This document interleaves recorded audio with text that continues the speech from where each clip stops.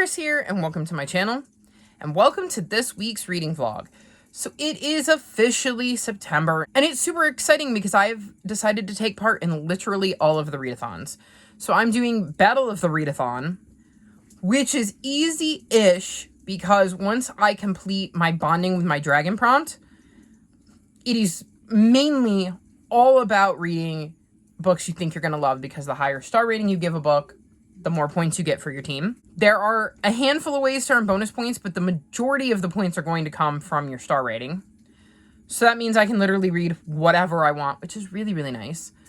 I have series September, so I've got a lot of series that I'm hoping to work on. I'm doing Pick Pongathon, which if you haven't seen the hilarity that is that video, you should really, really check it out. And I'm doing the Season-a-thon Academy. I did try to double, triple, quadruple up, like get my books as much overlap as possible between those 4 readathons and my TBR game, because I would like a shot at finishing my TBR sometime this month. I haven't been doing great with that. So as I'm sitting right now, at some point I have to swap out a prompt on there because I did not end up finishing my TBR, even though I thought I was going to. And my focus, besides the book I need to read to bond with my dragon in week 1 of Battle of the Readathons, is first going to be trying to get through some of the books that I'm in the midst of that I'm rolling over from August. The first is Skating on Mars. I picked this up, spent one night reading it. I think I'm like 50 pages in. No, not even 38. And I was enjoying it, and then I just set it down and picked up other stuff and didn't get back to it. I'm still working on We Speak in Storms, which I think I started in like July, because it's my July Buzz Readathon pick, and I really need to get back to it because this was another one that I was like intrigued on, but then like set down for reasons and just walked away from. I've got The Perfect Crime of Marion Hayes. I'm about 2/3 of the way through this, and I would really like to finish this because I was really enjoying it, but I put it down to try to finish my TBR. I'm reading The Poison Jungle, which I don't have a bookmark in, but I'm listening to the audiobook, and this was another one that I put down to focus on my TBR, but I'm hoping to get back to because, well, I want to finish the series in September, so I kind of need to finish this one first. I'm slowly working my way through The Will of the Many. I'm on page 279, so I'm getting there. I'm enjoying this one. I'm just not necessarily in the right headspace to be reading it, so it's not something I want to read. And it was on my TBR, and I had to read it, and that didn't help with the whole headspace. And then I've got Ruin. I got about 2 hours left in the audiobook. I'm on page 547, and I wasn't loving this. I wasn't disliking it, but I wasn't loving it either. So with the weird headspace I was in, it wasn't a book I was pulled towards, so I just didn't pick it up. And those 2 were the ones that failed me in my TBR. So if I could get through some of those, and this one, the Friendship Code, which is my Battle of the Readathon book for my Bonding with My Dragon prompt, which is read a book that involves like school or learning, and we're going to be following these girls who end up joining the coding club at school. So I figure we'll learn about coding, and they'll be learning about coding, and it happens at school. So all of my boxes are checked there, and this should be a very, very fast read. That would be brilliant, and then making a dent in my very, very, very massive TBR, and at some point I will have a TBR that is not like 45 books long, because I don't remember the last time I read 45 books in a month. I've done it before, but it's been a long time. So that's kind of my goals for this week. I think this will run through the 8th, mainly because of the fact that I think the first week of Battle of the Readathon is the 1st through the 8th, so I think it makes sense to kind of stick with that, because there are 4 weeks in Battle of the Readathon, so I think I'll do 4 vlogs for September, and then I'll just try and remember to let you know if what I'm reading is applicable to one of my other readathons. Maybe I will see if I can have 1 week that is dedicated to each of the others. Like week 1 will be dedicated to reading this because I have to, and then finishing up my overflow from August, and then maybe week 2 can be series September, and week 3 can be my Season-a-thon Academy, and week 4 can be my Pick Pongathon TBR, because I've got to get to them at some point, although with the overlap, I have no idea how that would work out because I feel like most of my books ended up on at least 2 TBRs, so we'll see. Anyways, I'm going to go and read so that this one will get off my desk. Right, Nuggy?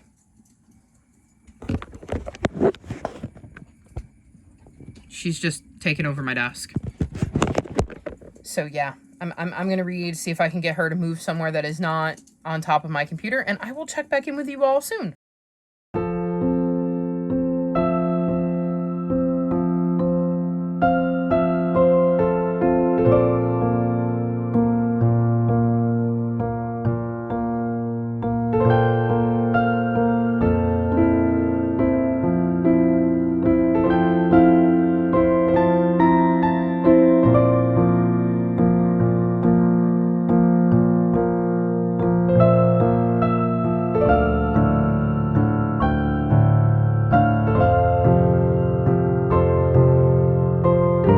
So it is the 6th, and I'm finally sitting down to check in. I had hoped to check in sooner, but with the pay-per-view on Sunday, and then the heat wave that has hit New York, there was no way that was happening. I am so hot right now. I think we have like 2, maybe 3 more days of it, so I'm going to try to run you through this quickly because I am melting, which is why you're getting my lovely hairdo here as my hair grows in. Slowly but surely. I was hoping to be able to kind of cover that up as it grew in and got a little bit more manageable, but it's just not working. And you can see like this part sticks up and I have cowlicks on either side over here. And it's just, it's lovely as it grows in. The fun part is I also have a giant cowlick. It's probably about that big on the crown of my head. And part of it got buzzed. So as this grows in, I'm going to have bits sticking up in the back. So I'm really glad that most of the time you guys can't see the back of my head. It also makes it fun when I take this down because sometimes bits of this, which are part of the cowlick, like to go whoop. So this has just been so much fun this heat that I had hoped we were done with because it's September.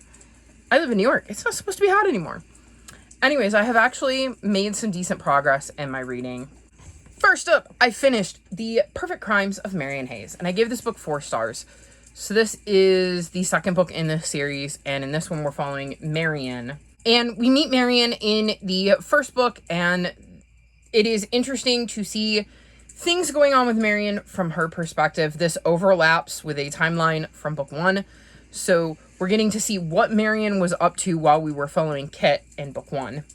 I gave this book 4 stars. I quite enjoyed Marion's journey. I liked Marion's banter with the guy that she is entangled with because these are historical fiction romances, and I was surprisingly into it. It was still steamy and spicier than I wanted, but I really, really enjoyed the banter between our 2 main characters, and I like the way that Kat Sebastian kind of writes her romances, so I'm very, very down to read more by her because the spiciness isn't out of my comfort zone, at least not in what I've read so far, and like I said, the rest of the surrounding story is definitely my kind of romance, so I will probably pick up more from this author in the future, especially if she were to write more in this world, though I feel like I don't know who she would write about, but if she did, I would definitely be down to pick it up. Then I finished This Beast. So this is Ruin, and this is the 3rd book in the Faithful and the Fallen series, and I give this book 3.5 stars. I've mentioned every time I've talked about this that I really struggled to get back into this. I think part of it was the fact that I hadn't read this series in a while, so it took me a minute to place all of the characters, because this is an epic high fantasy where we have lots of POVs, and we're in the Banished Lands, and there's wars going on, and people are making political moves, and it's a lot, and a lot of characters to keep track of. And so it took me a minute to kind of place everybody, and then I wasn't into it, and I've heard this isn't just a me thing. Like, a lot of people struggled with this book. By the end, I wanted to immediately pick up book 4, though. So, hopefully in October, I can read book 4 and finish out the series, because it left me in a spot where I really want to know how the story wraps up, so we'll see if I can get to that sooner rather than later, so at least I won't have the problem of, who are you again? How are you related to this plot? which side of the war are you on? So, that's kind of my plan. But this, like I said, wasn't my favorite, but I'm still invested in the story and seeing how it ends.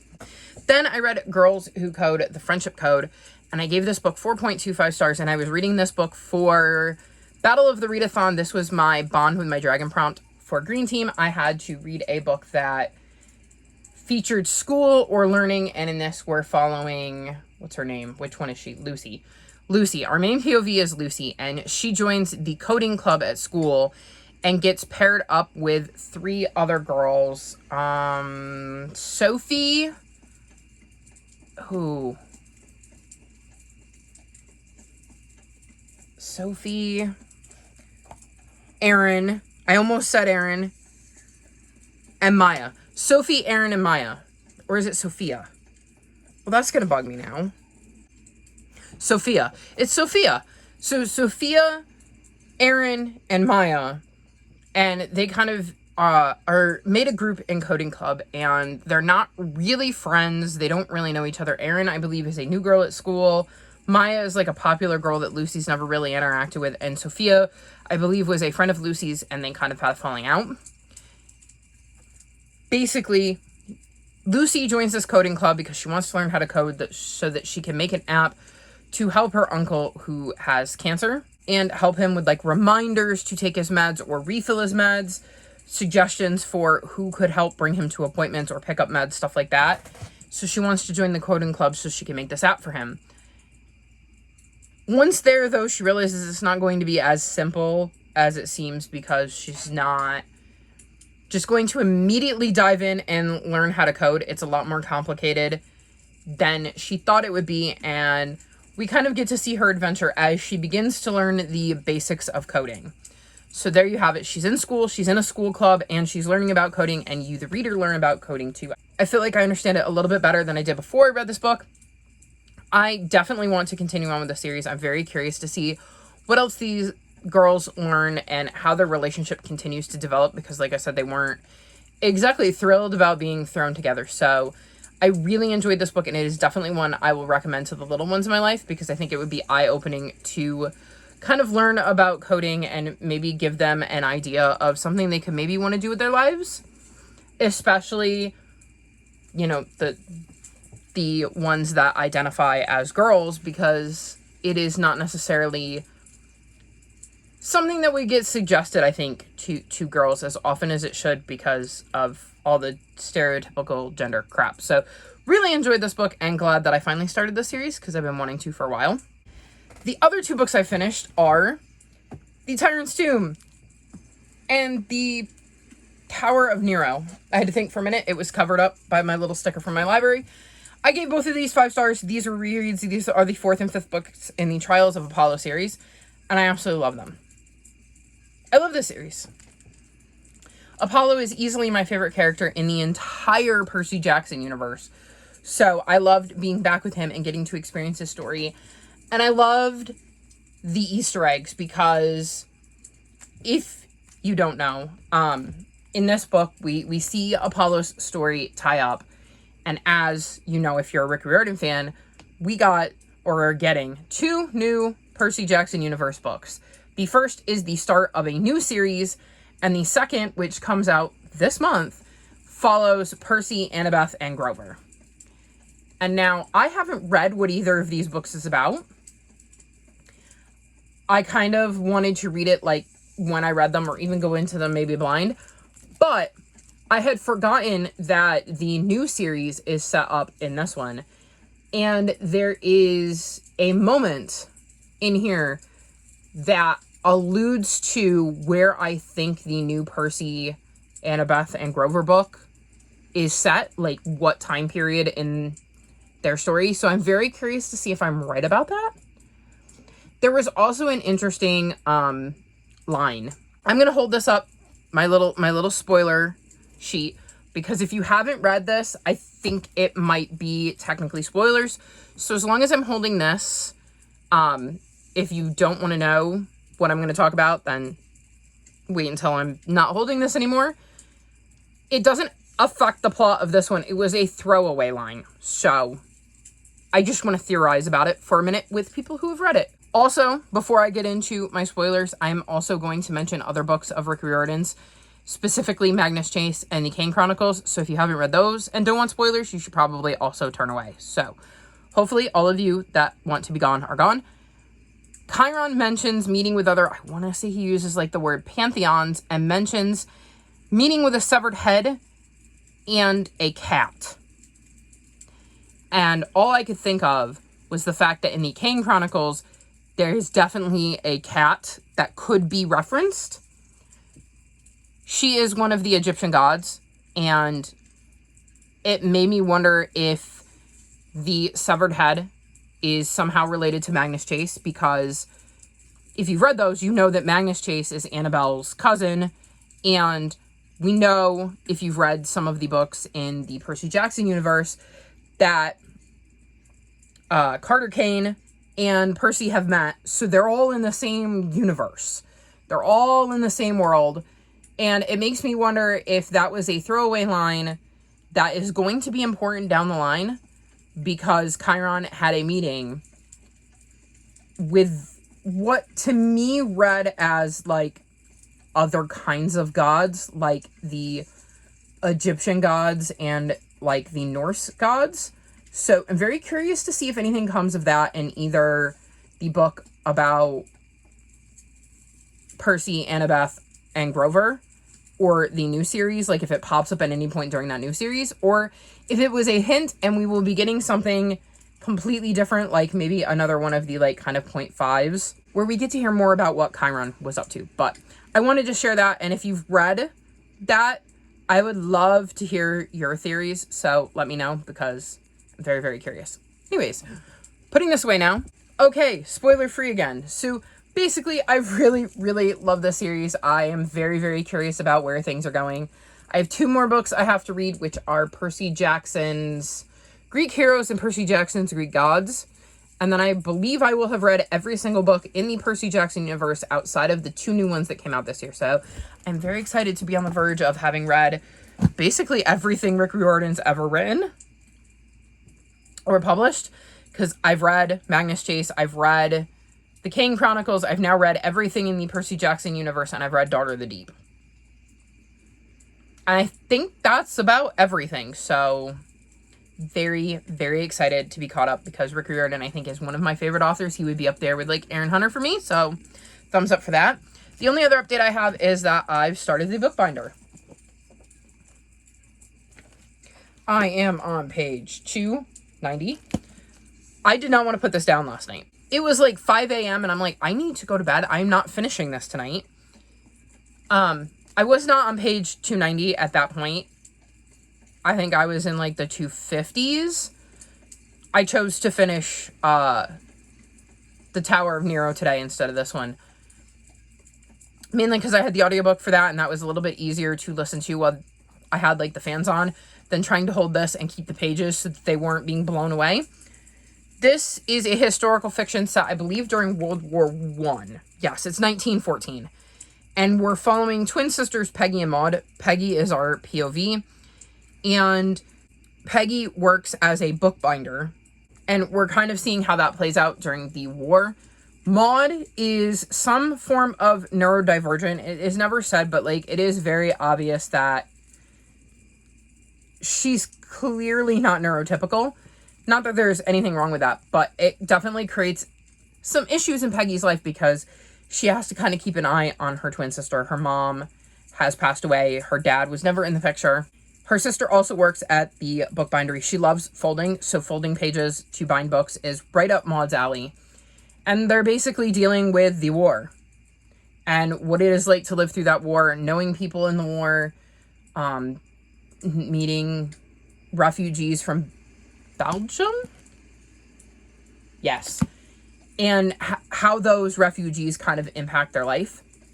What I like about this is by the same author of the Dictionary of Lost Words, and there are instances in this book that make it very clear they exist in the same universe. Now, granted, I know they were happening at the same time because that book also took place during World War I, but I like the fact that they aren't completely separate novels. Like, they make references where you know they're set in the same world, that these characters exist in the same world in the same time period. She's not writing about, like, just completely different things. And I like the little nod where if you've read the Dictionary of Lost Words, you pick up on it. I will say I wouldn't read this if you haven't read the Dictionary of Lost Words, because there are definitely spoilers for the Dictionary of Lost Words in this one. I don't think it's a series. I think they're standalones. And it's curious because the moment I started reading about the references to the world of the Dictionary of Lost Words, I went, oh, I think that's referencing her other book. And then it became clear it definitely was referencing her other book. So the fact that I think I gave that book a 3, like in the 3-star range, so it wasn't a new favorite or anything. And it's been a while since I read it, but the moment I started reading details about it, I went, oh, means I don't think you should read this book if you haven't read that one. Because I feel like there are going to be things that if you've read this one first, will stick with you enough that when you start reading that one, they'll kind of come back. So I would suggest reading them the other way around, like in publication order. But I'm really, really enjoying this. I don't think it's going to get more than like a 4.25, but that's not necessarily a bad thing. A 4 or higher for me is a book I really enjoyed. It is rare that I give 5 stars. Like, when I'm giving 5 stars, it means I absolutely adored a book, would rave about it, and had really no complaints. So my complaint about this one is it took me a little bit to get into, but once I did, I wanted to devour it. So now I would really like to go read this and finish this, because this is an almost 20-minute clip. I am sweaty and hot, and I would like to turn my fan back on. So yeah, that's my update. That's what I've read. I'm actually doing pretty decent this week, considering I ended September very slumpy. We're going to see how much more of my TBR I can get through, because I have a lot to read. Like, I finished some of my rollovers from August, which was good. I have a few more that I need to get to. They're literally right here. I have The Will of the Many, which I'm still partway through, and The Poison Jungle, and the Storm of... Nope, We Speak in Storms, which I think is a July rollover, and I will hopefully get back to them. And then whatever else I didn't get to in August that I've tried to roll over into September. I do not see me finishing everything I want to get to, considering I think I would need to read like 650 pages a day, and I just don't see that happening. But I'm going to give it a go, and yeah, we'll see how it turns out. Anyways, I'm going to wrap this clip up here so I can go read, and I will check back in with you on the 9th, because this is going to be an 8-day vlog because of Battle of the Readathon, so I won't be wrapping this up tomorrow. I will be wrapping... No. Yes. It's the 6th, but barely the 6th. Yeah, my brain is fried from the heat, so I'm going to go, and I will check back in with you whenever this vlog is supposed to be wrapped up to let you know how I did.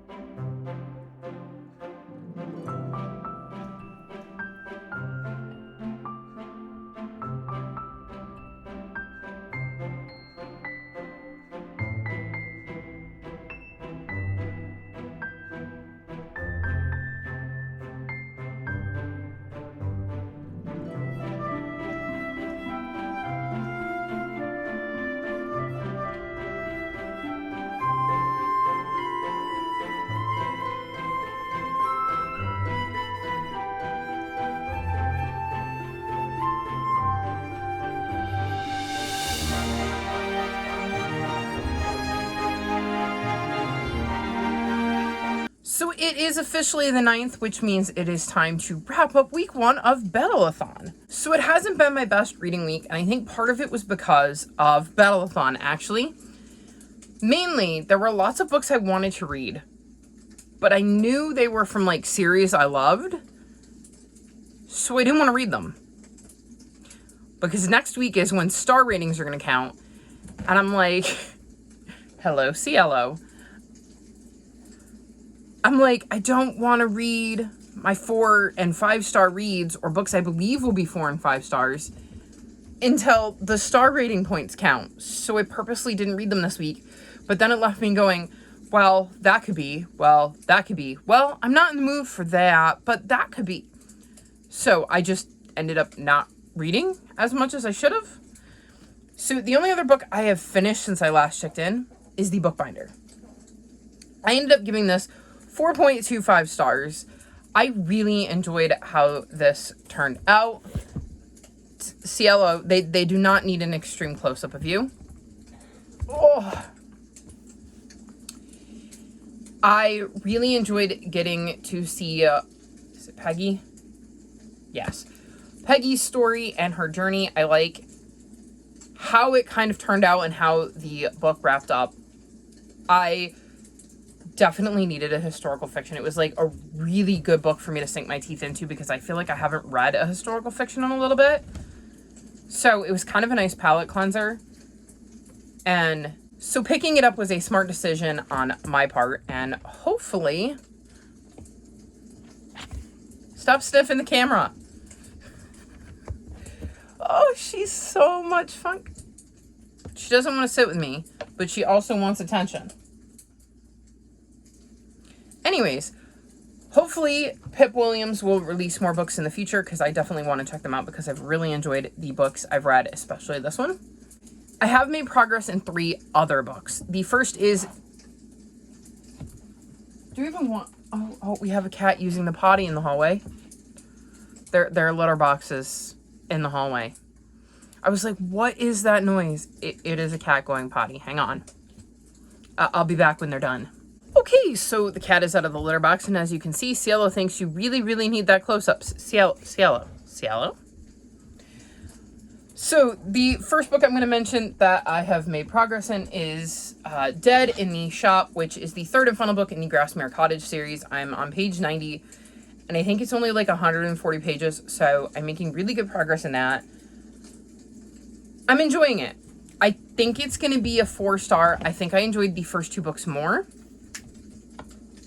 But we'll see. It could completely change course with how it wraps up. This follows Bish and Valor, and in the first book, they find a body in their garden. Hello, Bugsy. It is Cat Central over here. Well, come here. Anyways, this is a very chaotic clip. In the first book, Bish and Valor find a body in their garden, and they have no idea how it got there, and Bish is the main suspect and is being framed, and they have to try to figure out who is framing Bish and where this body came from. And the second and third books don't follow a new mystery like a lot of cozy mysteries. It's a continuation of this story, so we're finally getting to find out who was trying to set Valor and Bish up in the first book. So I'm enjoying that. I started Dead or Alive, which is the 14th book in the Skullduggery Pleasant series, and I'm on page 62, so a little bit of progress in this.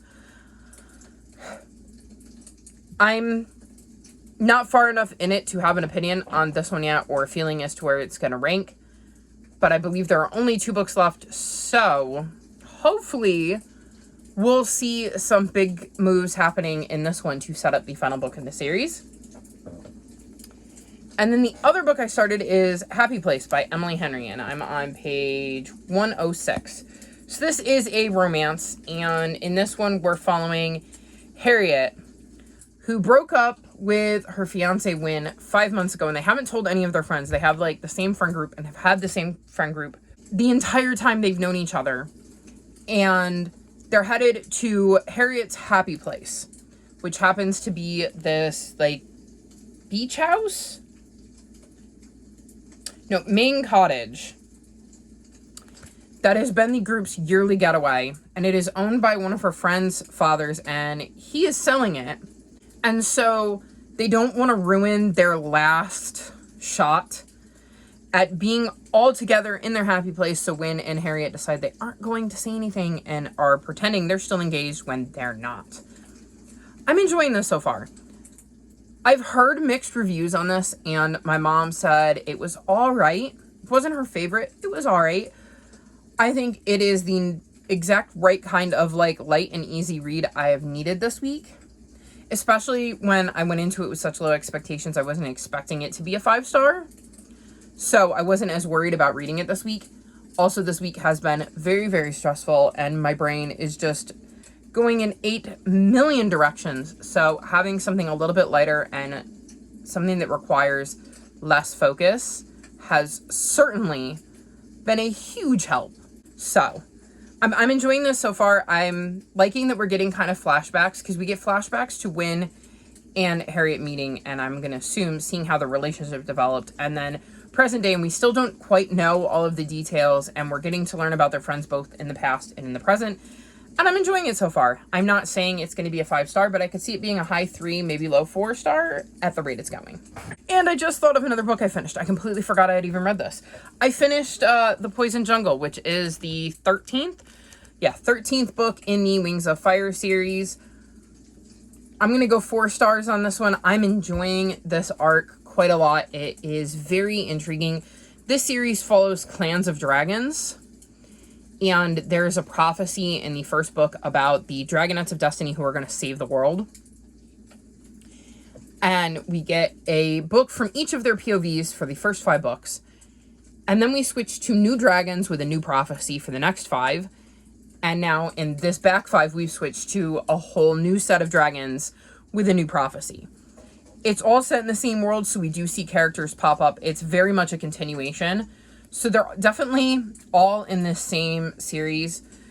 2T Sutherland has written some of the Aaron Hunter books, because Aaron Hunter is a pseudonym for a bunch of different authors. And that series is broken up into arcs, but there's definitely like very distinct time jumps in between the arcs. This one doesn't really have that. They kind of really flow together nicely, but they are kind of a complete set of, you're going to be told a story in these 5 books about this prophecy featuring these specific dragons. So I'm enjoying this one quite a lot, and I'm very curious to see where things going, because some very intriguing stuff happened at the end of this one. And I was tempted to pick up the next book, but I know based on past books that the final 2 books in the series are likely to be at least 4 stars. I don't think they'll get 5, so I think they'll be in the 4-star range. And I didn't want to waste my 4-star points in week 1. So, yeah. That was my week. It's been very chaotic, very, very hot, though we are through the heat wave. So hopefully that will also help with my reading. And now on to week 2, where the important part is your star rating. So hopefully I will be able to get in tons of 5-star reads and rack up some points for my team. That being said, I'm going to wrap this vlog up here. All of my social media can be found in the description below if you'd like to come chat with me. If you made it this far in the video, leave me dragon emojis or green hearts, because I'm on the green team. So maybe a green heart and a dragon to signal a green dragon. Like this video and subscribe to my channel, and I'll talk to you next time. Bye!